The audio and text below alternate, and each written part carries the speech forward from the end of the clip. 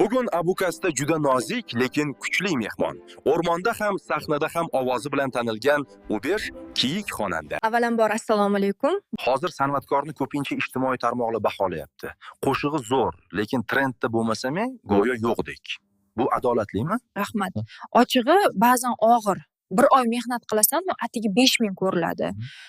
Kimlardir likkillab qo'ysa, уже trendda. Ha, to'g'ri aytasiz. Hozir hamma ijtimoiy tarmoqlarga qaramdek. To'ylarga ham, sahnaga ham baribir hamma chiqa olmaydi. Bu sahna kuch. Bu sahnada hamma ham qola olmaydi.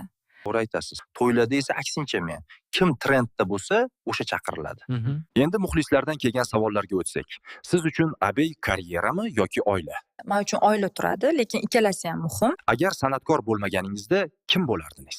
Agar san'atkor bo'lmaganimda shifokor bo'lardim. Shifokorlikka ham juda qiziqaman.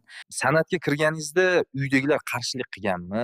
Yo'q, qarshilik qilishmagan. Faqat qiyin bo'lishini aytishgan. San'atkorlar ichida do'stingiz bormi? San'atda do'stim emas, yaqinlarim bor. Do'st deganda esa men ota-onam. Ota-ona chin do'st bo'ladi. Gap yo'q. Endi men shu shoxlaringiz haqida so'rasam, to'ylarda o'ynayotganingizda odamlarga tegib ketmaydimi? Yoki maxsus shox himoyachisi bormi? Bu shoxlar mening imijim. Asosan shu shoxlarim uchun to'ylarga chaqirishadi-ku. Siz to'ylarga qanchaga chiqasiz?